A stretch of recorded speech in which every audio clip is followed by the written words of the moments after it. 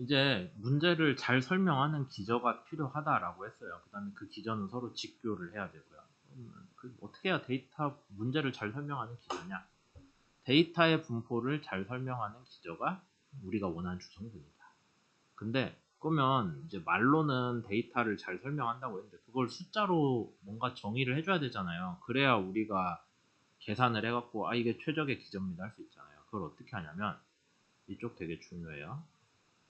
데이터를 요동 성분입니다. 전체 성분 갖고 투영 절대 안 해요. 요동 성분이 기저에 투영이 되었다고 치면은 그 결과가 아까 우리가 AI라고 했죠. 대응되는 계수. 걔가 분산이 최대화되는 거예요. 그러니까 어떤 데이터가 이렇게 분포가 돼 있으면은 여러분들이 어떤 선을 그을 거예요.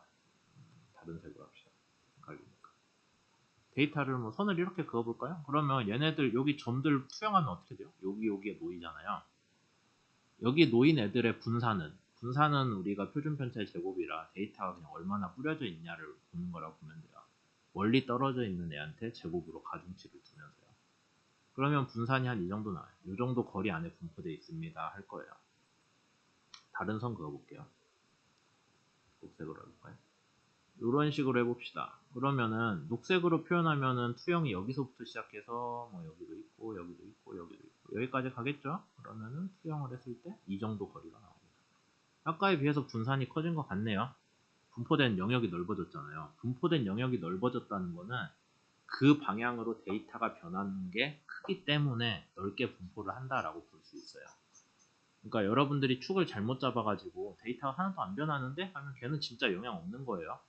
우리는 반대로 그 축에 놓고 봤을 때 그 축 위로 데이터들이 크게 변하는 경향이 잘 나타난다면 그거를 이 배운 사람처럼 표현하면 분산을 최대화하겠다라는 거죠.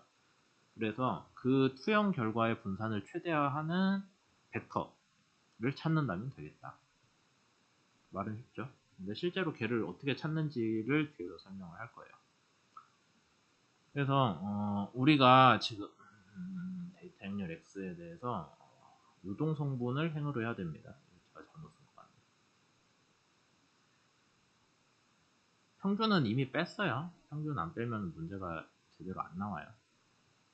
그래서 여기 요동 성분을 하나의 행으로 놨어요. 그래서 이렇게 요동 성분들이 있는 데이터 행렬 X가 있습니다. 아까 XT는 뭐 X는 그냥 얘기합시다. X는 T에 대한 함수라고 했잖아요. 그러니까 시간에 따라 변하거든요. 그러니까 T가 0일 때, T가 1일 때, T가 2일 때 그렇게 줄줄이 지금 벡터로 다 해서 쌓아놨다는 뜻이에요. T가 얼마나 될지 모르지만 길면 길수록 행렬이 커지겠죠. 그렇게 늘어났어요. 그 다음에 어떤 단위 벡터가 있다고 칩시다. 길이는 1이란 뜻이에요. 단위 벡터는. 왜냐하면 우리가 기저로 쓰려면 길이가 1이어야 되잖아요. 그래야 직교성이 나오는 기본은 되니까. 그래서 거기에 투영한다고 하면은 데이터를 행을 벡터 열이죠. 열 벡터에 투영을 한다고 하면은 그거는 그냥 서로 곱한 게 내적이 되니까 우리가 이렇게 행렬 곱으로 쓸 수가 있습니다. 이해되시죠? 이 부분. 그러니까 우리가 어떤 데이터 행렬이 있을 때 걔를 투영한 값이면은 그거는 그냥 행렬 곱으로 내적 표현한 거랑 똑같다. 근데 이제 우리는 뭘 구할 거냐면 여기 Z를 구성하는 요소들이 투영한 값들이고 그 투영한 값들이 분산이 얼마나 되냐를 구하잖아요. 그러니까 Z라는 거는 지금 어떤 길다란 시간에 따른 데이터들이 찍혀있는 I가 찍혀있는 데이터 벡터인데 요 벡터 안에 있는 애들의 분산값이 얼마냐를 볼 건데 분산 구하기 전에 하나 알아두셔야 되는 게 얘는 요동 성분에 대한 거기 때문에 평균은 0이에요. 뒤에서 자연스럽게 평균 얘기는 안 하는데 평균이 0이기 때문에 얘기를 안 해요. 하여튼 그게 있습니다. 그래서 Z 안에 있는 요소들의 그러니까 투영 결과들의 분산은 우리가 그냥 아는 대로 계산하면 되죠. 그래서 각 값들 있고 그 다음에 여기 2는 우리가 기대값 평균이라고 해요. 그래서 ZI의 평균이라고 씁니다. 뭐 일반적으로 평균이라고 하면 위에 바 긋기도 하는데 여기 이미 X 바를 데이터 벡터라고 하면서 헷갈릴까봐 그냥 저기 통계 쪽에서 많이 쓰는 표현인 2로 했어요. 기대값으로. 그래서 ZI의 평균이랑 당장의 Z값이랑 서로 빼가지고 하면은 되죠. 제곱이 빠진 것 같네요. 제곱해줘야 돼요. 네. 그래서 제곱을 해줘야 되기 때문에 행렬 자기 자신의 내적으로 바꿔서 할 수 있습니다. 근데 여기서 지금 얘는 어차피 0이거든요. 우리가 아까 얘기했듯이 섭동 성분은 투영을 했다고 하더라도 단순 선형 변환이기 때문에 평균이 변하진 않아요. 그래서 이렇게 식을 우리가 써줄 수가 있고요. 뭐 분산이라는 개념은 대학교 이전에 고등학교에서도 배웠을 수 있으니까 쉽게 넘어갑시다. 제곱이에요. 그렇게 해가지고 해주고 우리가 뭐 쭉 풀어주면은 분산은 자기 자신에 대한 내적으로 표현을 할 수가 있다. 알겠죠? 그 다음에 뭐 거기에 대해서 이제 더 얘기를 할 건데 우리가 아까 여기 Z라는 그 벡터는 원래 W라는 어떤 기저가 있고 거기에 데이터 벡터 X를 데이터 행렬 X를 지금 내적시켜 갖고 투영한 거잖아요. 그러니까 식을 전개를 해주면은 Z 대신에 X 오메가가 나온다. 해줄 수 있죠? 이렇게 풀어줄 수 있습니다. 근데 우리가 이제 문제가 뭐가 있냐면은 여기 n분의 1은 뭐 여기 있으니까 평균 구하듯이 분산도 n으로 나눠주잖아요. 걔는 그렇다고 치고 그 다음에 xtx라는 게 들어가요. 그 다음에 앞뒤로는 뭐 우리가 생각하는 기저라고 하니까 걔는 나중에 생각하시고 그러면 얘를 잘 표현을 해보면은 뭐가 되냐면은 x라는 게 아까 뭐였어요? 데이터 행렬의 요동 성분이에요. 그래서 t가 0일 때 지금 행렬로 했죠. 변수 1의 요동, 변수 2의 요동, t가 뭐 1일 때 똑같이 요동 이런 식으로 지금 분포돼 있거든요. 근데 걔를 트랜스포즈 했으니까 t가 0일 때 v1 요동, v2 요동 뭐 이렇게 t가 1일 때 이게 지금 x 트랜스포즈잖아요. 그렇죠? 그 다음에 여기에다가 원래 x를 곱한 거예요. t가 뭐 0일 때 사실 뭐가 해도 상관없긴 한데 여기 V1 요동, V2 요동 뭐 이런 식으로 해가지고 서로 다 더해주는 거거든요.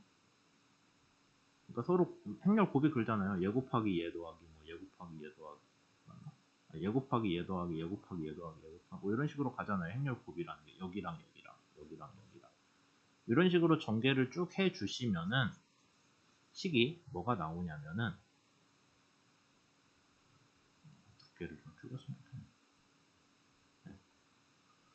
식이 뭐가 나오냐면은 그냥 요동 성분끼리 곱해준 거에 평균을 구해라가 됩니다. 각 항별로 여기 n으로 나눠주는 것까지 들어가면서 그래서 각 변수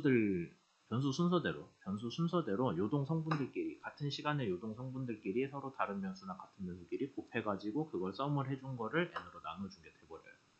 그래서 서로 다른 변수 혹은 이제 대각 성분에 대해서는 서로 같은 변수끼리 곱해준 거에 제곱의 평균이니까 이거는 진짜 x1의 분산, xn의 분산이 그러는 자기 자신에 대한 분산이 나오고 여기 밖에 있는 애들은 자기가 아니라 나와 다른 변수 간의 곱에 대한 나와 다른 변수 간의 곱에 대한 합의 평균이 됩니다.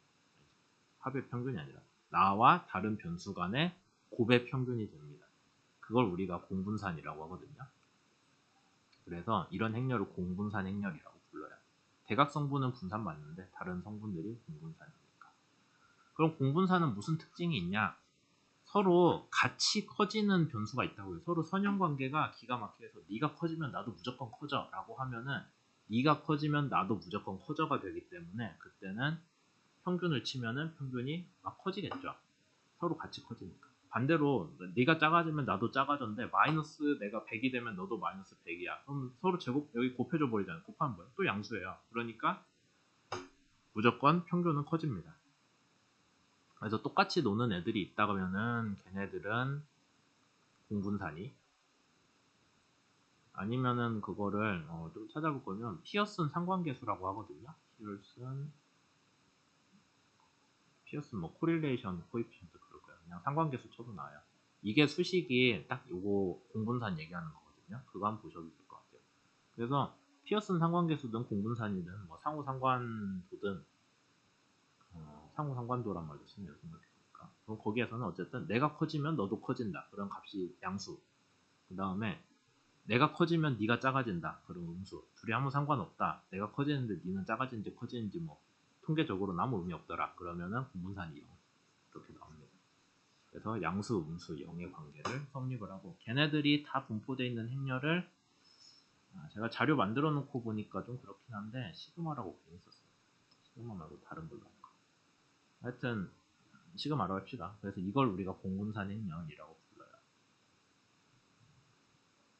그러면 앞에 여기 식에서 지금 몇 개의 요소는 끌어다 공분산 행렬로 바꿨잖아요. 그러니까 Z라는 그 투영한 결과의 분산은 우리가 그 투영한 데 쓰는 기저하고 그 다음에 공분산 행렬로 구성이 되는 뭔가 큰 그 행렬이 되는 거죠. 행렬인가요? 행렬 아니네. 그냥 계산하면은 숫자 하나 나오네요. 왜냐하면 결과적으로 두 똑같은 차원 벡터의 내적이거든요. 숫자 나옵니다. 색깔로. 여기까지 하면은 이제 우리가 다루려는 문제 알겠죠. 우리는 분산이 최대화되는 W라는 벡터를 찾고 싶어요. 그러니까 데이터를 투영했을 때 분산이 최대화되는 W를 찾고 싶고, 그거는 우리가 분산이라는 거는 W에 대한 함수로 이렇게 표현할 수 있고, 중간에 시그마 들어가는데 걔는 공분산 행렬이다 까지 얘기를 했습니다. 그럼 이제 다음 남는 거는 분산을 최대화하는 걸 도대체 어떻게 찾냐가 되겠죠. 수식까지 만들었으니까 뒤에서 얘기하도록 하겠습니다.